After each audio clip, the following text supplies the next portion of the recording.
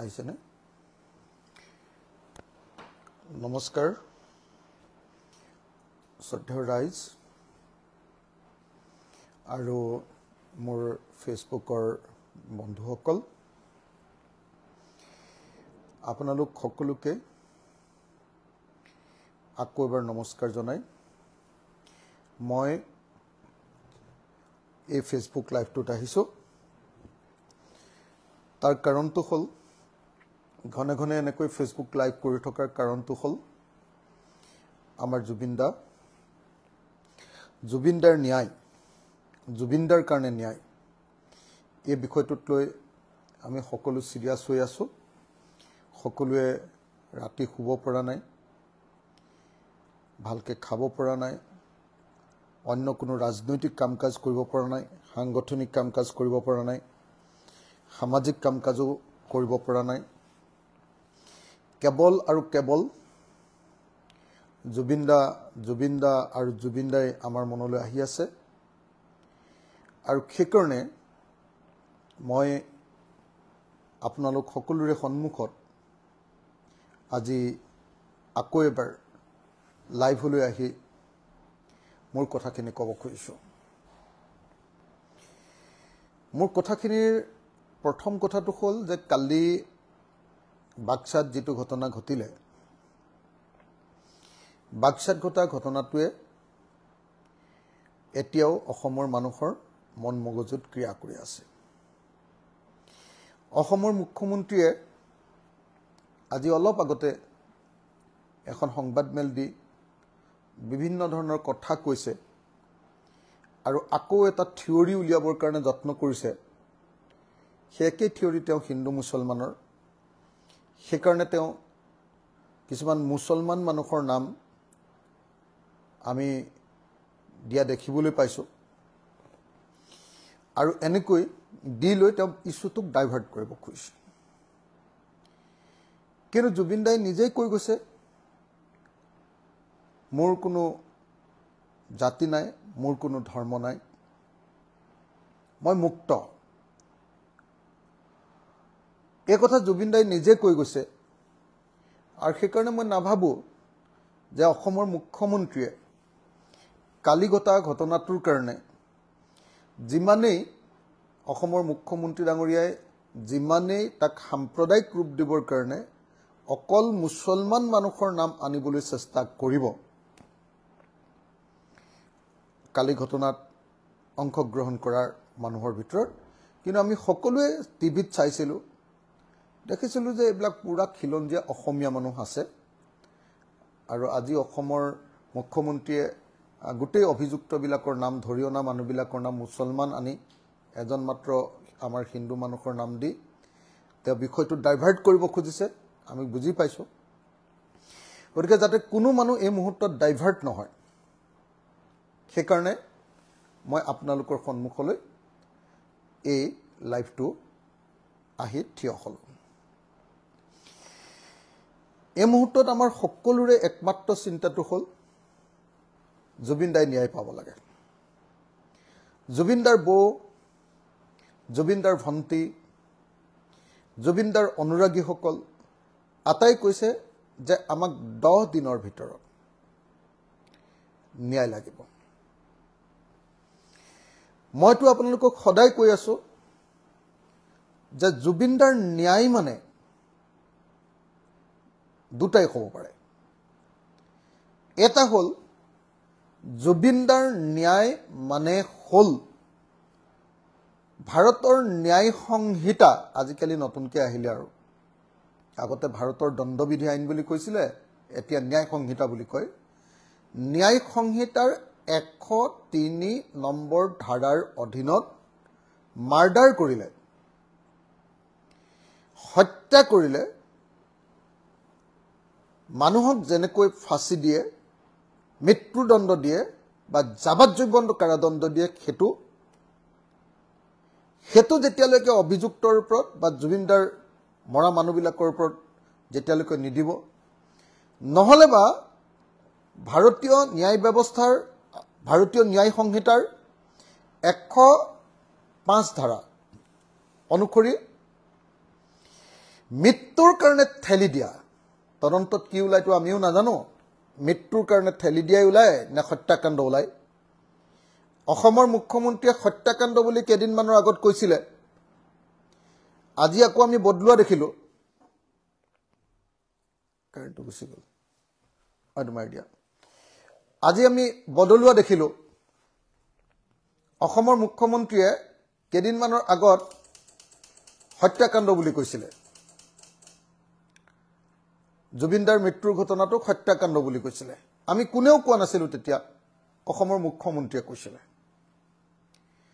আজি আকৌ বদলুৱা দেখিলো আজি অসমৰ মুখ্যমন্ত্ৰীয়ে মৃত্যু ৰহস্যজনক মৃত্যু এনেকুৱাবিলাক শব্দ ব্যৱহাৰ কৰিছে বা ষড়যন্ত্ৰমূলক মৃত্যু এনেকুৱা ধৰণৰ শব্দ ব্যৱহাৰ কৰা আমি দেখিবলৈ পালো অলপ আগতে খন্তেক সময়ৰ আগতে 5 মিনিট মান আগতে অলপ কথা আকৌ বদলাইছে আগতে হত্যাকাণ্ড বুলি কৈ সেইকাৰণে আমি অসমৰ মুখ্যমন্ত্ৰীৰ কথাৰ পৰা অনুমান কৰিছিলো কেইদিনমানৰ আগতে যেতিয়া পোষ্টমৰ্টেম ৰিপৰ্টটো আহিছিলে আপোনাৰ আৰু এটা কি ভিসেৰা ৰিপৰ্ট নে কি কয়টো হেতু যেতিয়া আহিছিলে এটোৰ পৰা সেই সময়তে তেখেতে হত্যাকাণ্ড বুলি কোৱা দেখি আৰু হেতু এটা পুলিচে বৰ ভাল তথ্য পাইছে ভাল এটা লাইন পাই গৈছে বুলি তদন্তকাৰী সংস্থাই কোৱাৰ পাছত আমি ভাবিছিলো যে মুখ্যমন্ত্ৰীয়ে কি জানি অভিযুক্তসকলক ফাঁসি দিয়াৰ ব্যৱস্থা কৰিব কিন্তু আজি কথা বদলাইছে মুখ্যমন্ত্ৰীয়ে আজি মুখ্যমন্ত্ৰীয়ে এটোক মানে হত্যাকাণ্ড বুলি কোৱা নাই মই স্পষ্ট শুনি আছিলো এতিয়া টিভিত তেখেতে হত্যাকাণ্ড বুলি কোৱা নাই গতিকে মুখ্যমন্ত্ৰীয়ে বোধহয় কোন লাইনত বস্তুটো নিব খুজিছে আপোনালোক সকলোৱে অলপ অনুমান কৰি লোৱাটো দৰকাৰ হত্যাকাণ্ড বুলি কোৱা কথাটোক এতিয়া আকৌ উল্টাই তেওঁ মৃত্যুদণ্ড কি কয় মৃত্যু বুলি কোৱা দুৰ্ঘটনা বুলি কৈছে আৰু ৰহস্যজনক মৃত্যু বুলি কৈছে এনেকে কিবা দুৰ্ঘটনা মৃত্যু দুৰ্ঘটনা মৃত্যু ষড়যন্ত্ৰ মৃত্যু নে কিবা এনেকে কৈছে এনেকুৱা ধৰণৰ শব্দ ব্যৱহাৰ কৰা আমি দেখিবলৈ পাইছো গতিকে এটোৰ পৰা অনুমান হয় যে বোধহয় চৰকাৰে হত্যাৰ ধাৰা নলগায় তদন্তকাৰী সংস্থাই হত্যাৰ ধাৰা নলগায় বোধহয় অন্য কিবা ধাৰা যেটো মই কৈ আছিলো যে 105 নম্বৰ ধাৰা মৃত্যুৰ ফালে ঠেলি দিয়া তেনেকুৱা ধাৰা বা অন্য কিবা ধাৰা আমিতো নাজানো পুলিচে কি কৰে তদন্ত আয়োগে কি কৰে বা অসম চৰকাৰে কি কৰাবলৈ চেষ্টা কৰে কিন্তু এটা কথা গম পালো যে অসমৰ মুখ্যমন্ত্ৰীয়ে এই কেছটো হত্যাকাণ্ড বুলি কোৱা কথাটো হলনি আজি কৰিলে গতিকে মই জুবিন গাৰ্গৰ সকলো অনুৰাগী বুলি কোৱাতকে জুবিন গাৰ্গক ভাল পোৱা সকলো মানুহ যিসকলে জুবিন গাৰ্গৰ এই হত্যাকাণ্ড বা এই মৃত্যুৰ ঘটনাটোক ৰহস্যজনক মৃত্যুৰ ঘটনাটোৰ উচিত তদন্ত বিচাৰি আছে মই তেখেতসকলক বিনম্ৰভাৱে অনুৰোধ জনাইছো মুখ্যমন্ত্ৰীৰ এই প্ৰত্যেকটো কথা লক্ষ্য কৰি ৰাখক আৰু চৰকাৰৰ ওপৰত হেঁচা প্ৰয়োগ কামটো আগবঢ়াই লৈ গৈ থাকক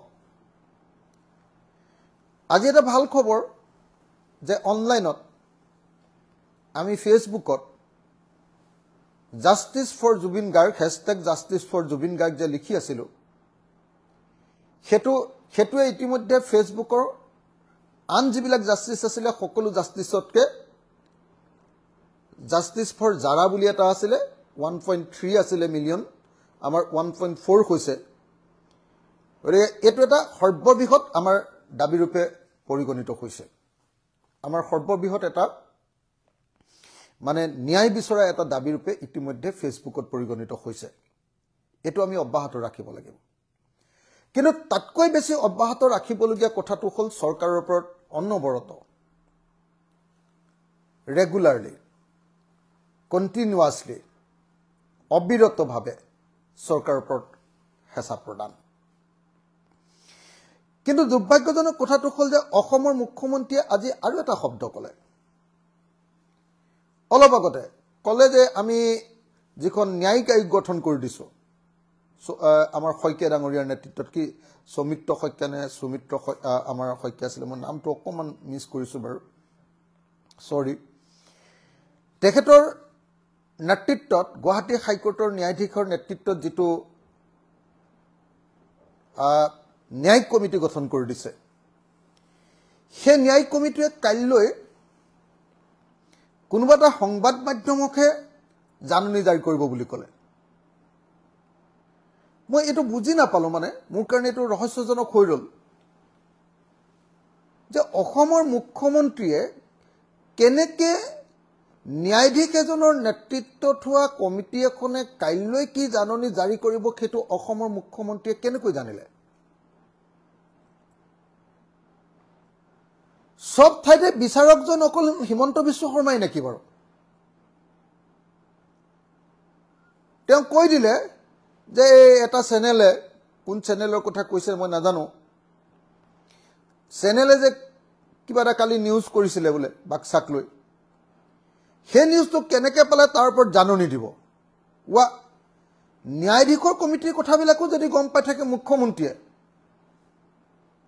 তেতিয়াহ'লে আমি কি হিচাপে এই মুখ্যমন্ত্ৰীজনক বা এই বিচাৰটোক আমি কি হিচাপে আমি নিৰপেক্ষ বুলি ক'ম আমি কেনেকৈ বিশ্বাস কৰিম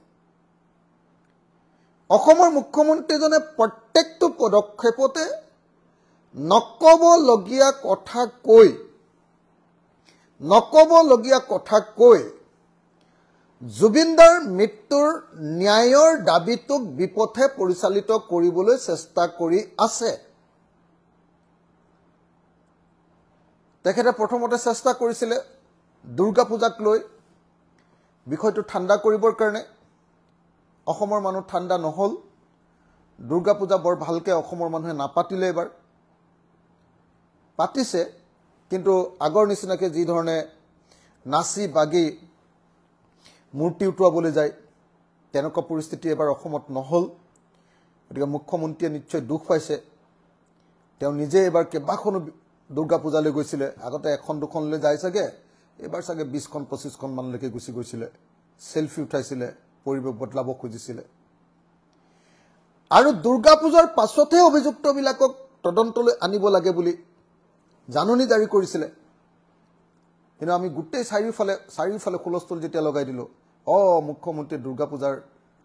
অভিযুক্তক দুৰ্গা পূজা খাবৰ কাৰণে হেৰি দিছে এই হাল্লা যেতিয়া লগাই দিলো আমি সবেই তেতিয়াহে মুখ্যমন্ত্ৰীয়ে কথাটো বদলালে নহয়নে তেতিয়াহে তাৰ আগতে মানুহকেইজনে আহি সাৰেণ্ডাৰ কৰিবলৈ বাধ্য হ'ল তাকো প্ৰচাৰ কৰিছিল আমি ধৰি আনিছো তো ৰিচৰি অনা নাই সাৰেণ্ডাৰ কৰিছে আমি নিজে দেখিছো তো গতিকে এইটো দুৰ্গা পূজাৰ কথা তাৰ পাছত চেষ্টা কৰিলে তেখেতে দেৱালীৰ কাৰণে দেৱালীত তেখেতে এবাৰ চেষ্টা কৰি আছে যেনে দেৱালীত এবাৰ তেখেতে বোলে ফটকা ফুটাবই আনে ফটকা ফুটাক বা নুফুটাক এবাৰ বোলে তেখেতে ফটকা ফুটাবই আৰু নিজে কিনিব আৰু ফটকা বনোৱা মানুহক বোলে সহায় কৰিব আকৌ এবাৰ তেওঁ অসমৰ মানুহক উৎসৱলৈ ঠেলি দি উৎসৱত নিমজ্জিত কৰি বিষয়টো পাহৰাব কৈছে আজি আকৌ ঘোষণা কৰা শুনিলো যে নাই দিল্লীত এবাৰ বিহু দিল্লীত এবাৰ ঝুমুৰ দিল্লীত এবাৰ বাগৰুম্বা এই অনুষ্ঠানৰ ঘোষণাটো ইতিমধ্যে দিয়া শুনিলো গতিকে সেইধৰণেও তেখেতে চেষ্টা কৰি চাইছে চাগে মানুহক আকৌ এবাৰ অলপ তেখেতৰ পক্ষত নিবৰ কাৰণে চাগে আকৌ চেষ্টা কৰি চাইছে আমি দেখিছো যে অসমৰ মুখ্যমন্ত্ৰীজনে শুব পৰা নাই খাব পৰা নাই এটাই তেখেতৰ চিন্তা যে কেনেকৈ জুবিন গাৰ্গৰ ন্যায়প্ৰাপ্তিৰ এই সংগ্ৰামখনক তেখেতে বন্ধ কৰিব পাৰে চুক কমাব পাৰে আৰু মাতমতাটো নাইকিয়া কৰাব পাৰে তেখেতেতো কৈয়ে দিলে কালি যে আমি #JusticeJubinGarg #JusticeForJubinGarg যেটো লিখি আছো হেতুৰ কাৰণে বলে অসমত অশান্তি হৈছে অথচ মানুহে সকলোৱে বিচাৰি আছে যে আন্দোলন নহয় ছ'চিয়েল মিডিয়াৰ জৰিয়তে প্ৰেছাৰ দি মুখ্যমন্ত্ৰীক আমি তদন্ত কৰাবলৈ বাধ্য কৰোঁ, চৰকাৰক আমি তদন্ত কৰিবলৈ বাধ্য কৰোঁ। এতিয়া ছ'চিয়েল মিডিয়াৰ প্ৰচাৰটোতো তেওঁ হাত দিবলৈ ধৰিলে, সেইটোতো হাত দিছে। এতিয়া সেইটো আমি কৰিব নোৱাৰিম তাৰমানে এই বুলি ক'ব কৈছে। সেইটো কৰাৰ কাৰণে বোলে অসমত অশান্তি হৈছে এইটো বুলি ক'ব কৈছে। অসমৰ মুখ্যমন্ত্ৰীয়ে আচলতে জুবিন গাৰ্গৰ প্ৰতি মানুহৰ যিটো আন্তৰিকতা, জুবিন গাৰ্গক যি ধৰণে হৃদয়ৰ পৰা ভাল পায়, জুবিন গাৰ্গক যেনেকৈ অসমৰ প্ৰত্যেকজন মানুহে নিজৰ সন্তান, নিজৰ ককাই ভাই, নিজৰ ঘৰৰ মানুহ বুলি বিবেচনা কৰে, এই কথাটো তেখেতে এতিয়ালৈকে ভালকৈ উপলব্ধি কৰিব পৰা নাই, অথবা উপলব্ধি কৰাৰ পাছতো বিষয়টো বিপথে পৰিচালিত কৰিবৰ কাৰণে বোধহয় এই সকলোবিলাক চক্ৰান্ত তেখেতে কৰি আছে। জুবিন গাৰ্গৰ কাৰণে ন্যায় বিচাৰি যোৱাসকলৰ কাৰণে লাঠি আৰু গুলী, আৰু জুবিন গাৰ্গৰ হত্যা বা মৃত্যুৰ কাৰণে জগৰীয়া বুলি অভিযুক্ত হিচাপে উঠোৱা মানুহবিলাকৰ প্ৰতি ভিআইপিৰ আদৰ, এইটোৱে হ'ল এই মুহূৰ্তত অসম চৰকাৰৰ মেইন নীতি। জুবিন গাৰ্গ সম্পৰ্কে তেওঁলোকৰ ষ্টেণ্ডিং পলিচি যে যোনে জুবিন গাৰ্গৰ মৃত্যুৰ বিষয়টোক লৈ, যিয়ে জুবিন গাৰ্গৰ মৃত্যুৰ বিষয়টোক লৈ ন্যায় বিচাৰি দাবী উত্থাপন কৰিব, তেওঁলোকক লাঠি গুলী মাৰ পিট এইবিলাক দিয়া হ'ব, বদনাম দিয়া হ'ব, ৰাজনীতি কৰা বুলি কোৱা হ'ব। আৰু যিয়ে জুবিন গাৰ্গক হত্যা কৰিলে বা মৃত্যুৰ ফালে ঠেলি দিলে, সেই অভিযুক্তসকলৰ প্ৰতি মৰম, আন্তৰিকতা প্ৰদৰ্শন। গতিকে অসমৰ মুখ্যমন্ত্ৰী ডাঙৰীয়া, আপোনাৰ এই নীতি সকলোৱে চাই আছে, আৰু চাই থকাৰ কাৰণে অসমৰ মানুহ অসন্তুষ্ট হৈছে, আৰু অসন্তুষ্ট হোৱাৰ কাৰণে আপোনাৰ ওপৰত বিশ্বাস নথকাৰ কাৰণে মানুহে প্ৰতিবাদ কৰিছে। ময়ো ৰৈ আছোঁ, আমাৰ ৰাইজৰ দলো ৰৈ আছে প্ৰতিবাদ কৰিবৰ কাৰণে। আমি ভাবিছোঁ যে সোনকালে কিবা এটা যদি হৈ যায় হৈ যাওক, কাৰণ নহ'লে আপুনি সদায় কৈ থাকে যে অখিল গগৈ অকল আন্দোলনৰে ধান্দা, আন্দোলনজীৱী বুলি কৈ থাকে। মই মানে একদম ৰ'বই পৰা নাই একচুৱেলি যি ঘটনা ঘটি আছে অসমত। মই একচুৱেলি ইতিমধ্যে আন্দোলনলৈ যাবই লাগিছিলে, কিন্তু মানুহে বহুত কথা কৈ থাকে যে ই অকল আন্দোলনৰ কথা কয়, ই অকল প্ৰতিবাদৰ কথা কয়। সেইকাৰণে এই 5 বছৰ মানে মই MLA পিৰিয়ডটোত মানে মই সেইকাৰণে বৰ বেছি এই ক্ষেত্ৰত আগভাগ ল'ব খোজা নাছিলোঁ। কিন্তু যিটো জুবিন গাৰ্গৰ তদন্তৰ যিটো ৰেহৰূপ, এই ৰেহৰূপত কিন্তু আমি মাত নমতাকৈ থাকিব নোৱাৰোঁ। কাইলৈ আমি শিৱসাগৰত এটা অনুষ্ঠান পাতিছোঁ। জুবিন গাৰ্গৰ অহা 19 তাৰিখৰ দিনা মৃত্যুৰ এমাহ হ'ব, তাৰ কাৰণে শ্ৰদ্ধাঞ্জলি অনুষ্ঠান গুৱাহাটীত যিহেতু হ'ব, আমি সকলো দল সংগঠনবিলাকে মিলি পাতিছোঁ গুৱাহাটীত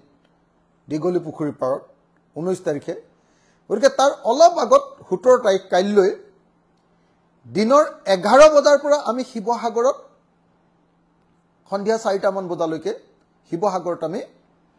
জুবিন গাৰ্গৰ শ্ৰদ্ধাঞ্জলি অনুষ্ঠান পাতিছোঁ। সেই অনুষ্ঠানত সৰ্বধৰ্ম প্ৰাৰ্থনা সভা হ'ব, বিভিন্ন জনগোষ্ঠীয় প্ৰাৰ্থনা সভা হ'ব, তাতে শ্ৰদ্ধাঞ্জলি জ্ঞাপন কৰিব। জুবিন গাৰ্গৰ গীত গোৱা যিসকল গায়ক আছে, তেনেকুৱা 16, 17, 20জনমান গায়ক আহি কাইলৈ জুবিন গাৰ্গৰ সন্মানাৰ্থে গীত পৰিৱেশন কৰিব। আৰু জুবিন গাৰ্গৰ সন্মানাৰ্থে কেৱল গীত পৰিৱেশন কৰাই নহয়, তাৰ পাছত আমি সকলোৱে মিলি এটা ন্যায় সমাৱেশ কৰিম। ন্যায় সমাৱেশ ফিল্ডতে আমি সকলোৱে কম যে জুবিন গাৰ্গক ন্যায় লাগে। ফিল্ডৰ ভিতৰতে, আমাৰ বৰ্ডিং ফিল্ডৰ ভিতৰতে শিৱসাগৰৰ, যে জুবিন গাৰ্গক ন্যায় দিয়ক। আৰু জুবিন গাৰ্গৰ পত্নীয়ে যিটো 10 দিনৰ সময়সীমা ধৰি দিছে, সেই অনুসৰি আমি ন্যায় পাব লাগিব। সেই দাবী আমি ফিল্ডৰ ভিতৰতে উত্থাপন কৰিম ন্যায় সমাবেশ বুলি সেইকাৰণে আমি কৈছোঁ আৰু তাৰ পাছত আমি সন্ধিয়া পিছবেলালৈ 3-4 বজাৰ ভিতৰত আবেলিলৈ আমি সকলোৱে মিলি জুবিনদাৰ মায়াবিনী গীতটো গাম সমবেতভাৱে ঐক্যবদ্ধভাৱে কাইলৈ জুবিনদাৰ এই সমাবেশলৈ বহুতখিনি আমাৰ সংগীত শিল্পী আমাৰ ওচৰলৈ আহিব বুলি ইতিমধ্যে কথা দিছে তেখেতসকলে কাইলৈ শিৱসাগৰৰ বৰ্ডিং ফিল্ডত 11টা বজাত উপস্থিত হ'বহি যিসকল আহিব তেখেতসকলৰ নামটো মই গাই দিছোঁ বিপুল চেতিয়া ফুকন লোহিত গগৈ মহেন্দ্ৰ হাজৰিকা বিপিন চাওডাং নীল আকাশ কুসুম কৈলাশ মাধৱ ৰঞ্জন মীৰদীপ গগৈ তাৰ পাছত আপোনাৰ প্ৰসেনজিৎ লাহন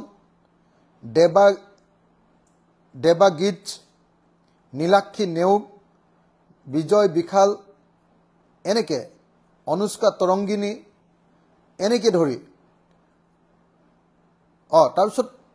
আমাৰ মিচিং জাতিৰ এই সময়ৰ আটাইতকৈ জনপ্ৰিয় গায়ক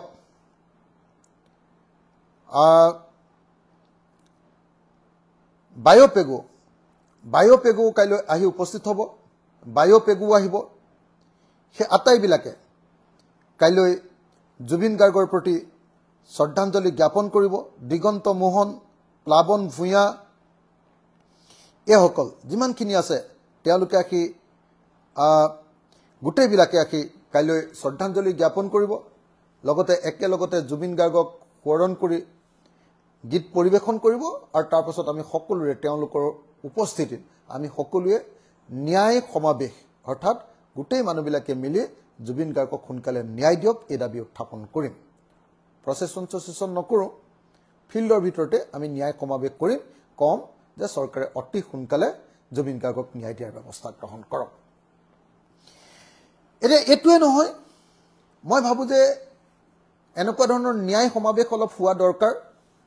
সকলো ঠাইতে অসমৰ সকলো ঠাইতে ন্যায় সমাবেশ হওক আৰু ন্যায় সমাবেশে কেৱল নহয় তাৰ পৰৱৰ্তী সময়ত প্ৰয়োজন হ'লে আমি প্ৰতিবাদ ৰাজপথলৈ ওলোৱাৰ ব্যৱস্থা কৰিব লাগিব ৰাজপথলৈ আহি জুবিনদাৰ ন্যায় আমি বিচাৰিব লাগিব মই কিন্তু আপোনালোকক সকলোকে কৈ আছোঁ দেই এটা কথা মই সকলোকে আপোনালোকক কৈ আছোঁ যে মোৰ কিন্তু একদম ৰৈ থাকিবলৈ মন নাই জুবিনদাৰ ন্যায়ৰ কাৰণে এই মুহূৰ্ততে ৰাজপথত জাপিয়াই দিবলৈ মোৰ মন গৈ আছে ৰাজপথৰ আন্দোলনত মোৰ জপিয়াই দিবলৈ মন গৈ আছে কিন্তু মোক সকলোৱে কৈ আছে যে এনেকৈ কৰিলে এই সদায় কয় যে অখিল গগৈ হাইজেক কৰিছে আন্দোলন কোনোবাই কৰে নেকি বুলি ৰৈ আছোঁ কোনোবাই ভালকৈ লাগে যদি লাগক কিন্তু যদি নালাগে তেতিয়াহ'লে অতি সোনকালে আৰম্ভ কৰিম এই কথাটো স্পষ্ট কৰি দিছোঁ আপোনালোকৰ সন্মুখত আৰু জুবিন গাৰ্গে ন্যায় পাব লাগিব মই আকৌ কৈছোঁ জুবিন গাৰ্গৰ ন্যায় মানে কি জুবিন গাৰ্গৰ ন্যায় মানে হ'ল হয় হত্যাকাণ্ড বুলি যদি প্ৰমাণিত হয় তেওঁক মৃত্যুদণ্ড অভিযুক্ত আৰু যদি হত্যাকাণ্ড বুলি প্ৰমাণিত নহয় যদি মৃত্যুৰ কাৰণে ঠেলি দিয়া বুলি প্ৰমাণিত হয় তেতিয়াহ'লে কি কৰিব লাগিব আমি তেওঁলোকক যাৱজ্জীৱন কাৰাদণ্ড দিয়াৰ ব্যৱস্থা কৰিব লাগিব কিন্তু অসম চৰকাৰে এতিয়ালৈকে সেই ব্যৱস্থা কৰা নাই আজি অসমৰ মুখ্যমন্ত্ৰীয়ে কৈছে যে আমি খৰতকীয়া আদালতৰ ব্যৱস্থা কৰিম ঠিকই আছে খৰতকীয়া আদালত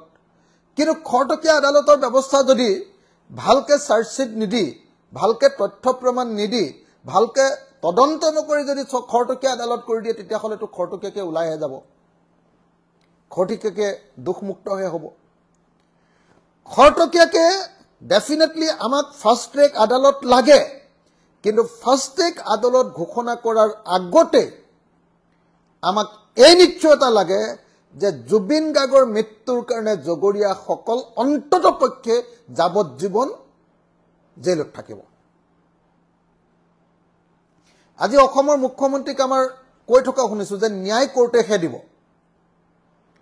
ইয়াৰ আগলৈকে ন্যায় কিন্তু হিমন্ত বিশ্ব শৰ্মাই নিজে ডাইৰেক্ট দি আছিলে ডাইৰেক্টলি কোনোবা অভিযুক্তক ধৰি নিয়ে ডাইৰেক্ট ৰাতি গুলিয়াই দিয়ে পুলিচে ইনষ্টেণ্ট ন্যায়, instant justice, extra judicial killing কৰি, এক্সট্ৰা জুডিচিয়েল কিলিং কৰি আইন বহিৰ্ভূতক হত্যা কৰি লগে লগে ন্যায় দিয়ে। কিন্তু জুবিন গাৰ্গৰ ক্ষেত্ৰত তেওঁক এইবিলাক কথা কোৱা শুনা নাই আমি। মই বাৰু তাত বিশ্বাসো নকৰোঁ আকৌ দেই, মই তাক ছাপৰ্টো নকৰোঁ। কিন্তু জুবিন গাৰ্গৰ ক্ষেত্ৰত এই যে এক্সট্ৰা জুডিচিয়েল যিবিলাক ঘটনা ঘটে সেইবিলাক কিয় ন্যায় দিব খোজা নাই অসমৰ মুখ্যমন্ত্ৰীয়ে? অসমৰ মুখ্যমন্ত্ৰীক আমি সদায় কোৱা শুনিলোঁ বুলডোজাৰ ন্যায়। যিবিলাক দোষী, সৰু ঘটনা এটাটোৰ দোষী যদি হয় তেতিয়াহ'লে বুলডোজাৰ লগাই ঘৰটো ভাঙি দিয়ে। অভিযুক্তবিলাক দোষী বুলি প্ৰমাণেই নহয় কোৰ্টত, তাৰ আগতে ঘৰবিলাক ভাঙি দিয়ে। এতিয়া কিন্তু জুবিন গাৰ্গৰ ন্যায়ৰ ক্ষেত্ৰত কিন্তু অসমৰ মুখ্যমন্ত্ৰীয়ে এতিয়া অকল কোৰ্টৰ কথা কৈ আছে। এতিয়া কিন্তু অকল কোৰ্টৰ কথা কৈ আছে। কেলে? ভাস্কৰজ্যোতি মহন্তৰ ভাতৃৰ কাৰণে, ননীগোপাল মহন্তৰ ভাতৃৰ কাৰণে, শ্যামকানু মহন্ত RSSৰ প্ৰধান মোহন ভাগৱতৰ লগত আপোনাৰ লগত একেলগতে লগ কৰি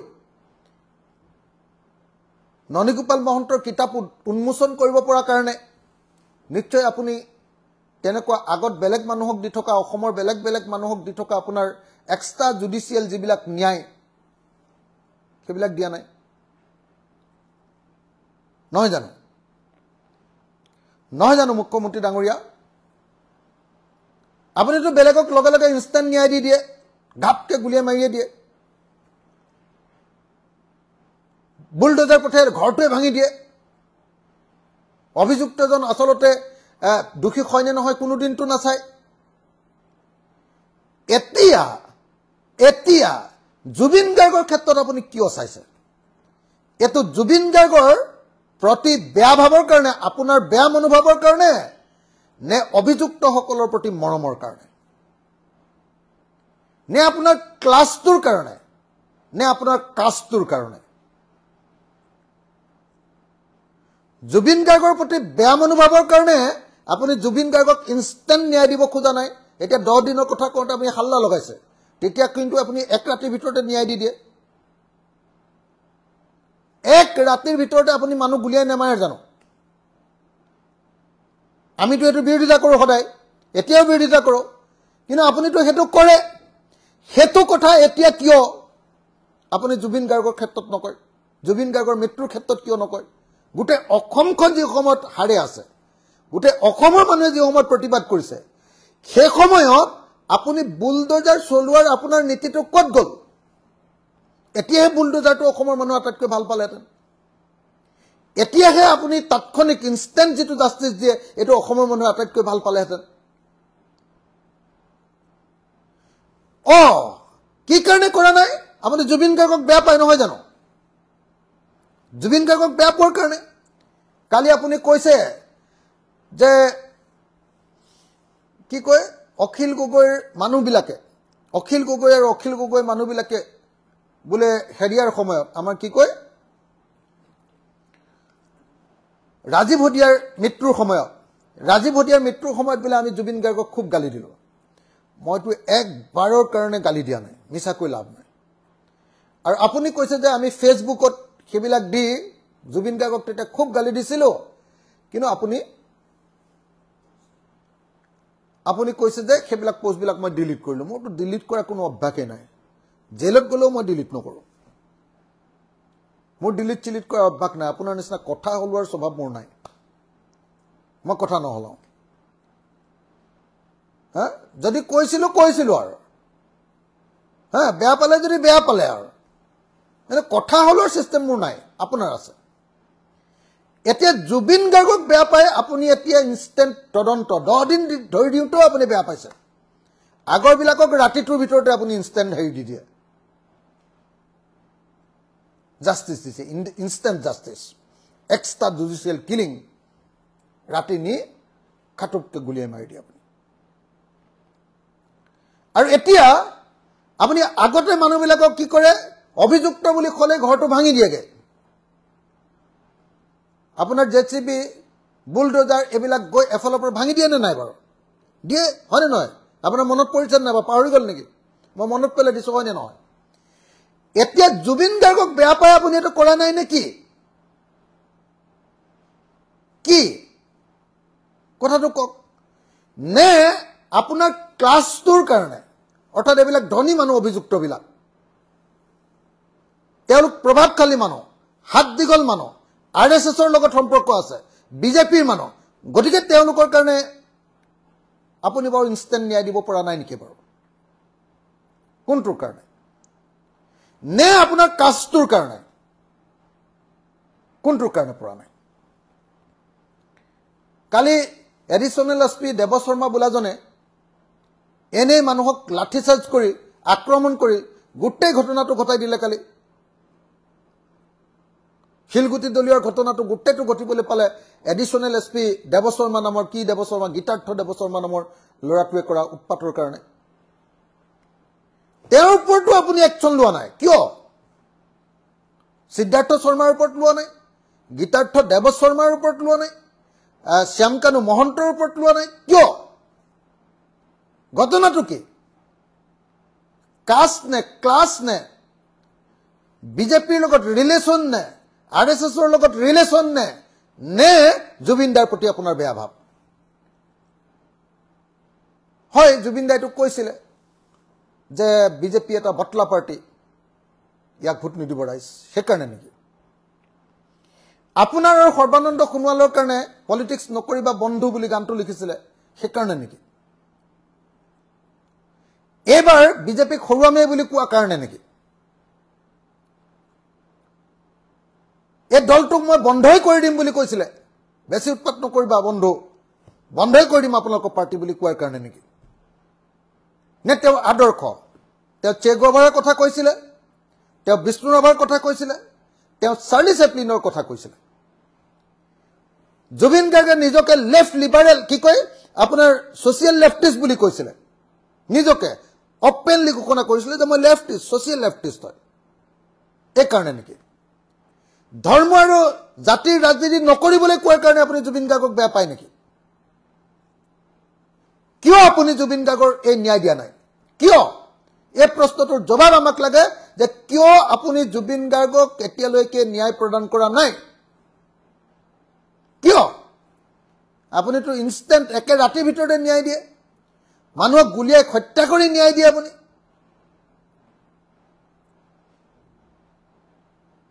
মানুহৰ ঘৰ ভাঙি আপুনি ন্যায় দিয়ে আৰু এতিয়া জুবিন গাৰ্গৰ পত্নীয়ে 10টা দিন ধৰি দিওঁতে আপুনি কি কথা কৈছে 10টা দিন ধৰি দিয়াটো বেয়া পাইছে আপুনি বহুত মানুহ লগাই সাহিত্য বা আসু এইবিলাক মানুহক লগাই খেতুৰ বিৰুদ্ধে কথা কৈছে অকল খেতুৱে নহয় তাৰ পাছত আনকি #JusticeForJubinGarg এই বুলি লিখাৰ কাৰণে আপুনি বেয়া পাইছে মুখ্যমন্ত্ৰী মহোদয় আপোনাক এটা খবৰ দিওঁ যে আজিৰ দিনটোত আমাৰ জুবিনক ভাল পোৱা গোটেই মানুহবিলাকে জুবিন দাক ভাল পোৱা গোটেই মানুহবিলাকে লিখি গোটেই পৃথিৱীৰ ফেচবুকৰ যেটো জাস্টিস হ্যাশট্যাগ আছে সেই জাস্টিস হ্যাশট্যাগটোত আটাইতকৈ বেছি জাস্টিস বিচৰা দাবীটোৱে হ'ল জাস্টিস ফৰ জুবিন গাৰ্গ আজিৰ দিনটোত ৰেকৰ্ড কৰি দিলে এই মুহূৰ্তত আজিৰ দিনটোত অসমৰ জুবিন দা এই মুহূৰ্তত ফেচবুকত 1.4 মিলিয়ন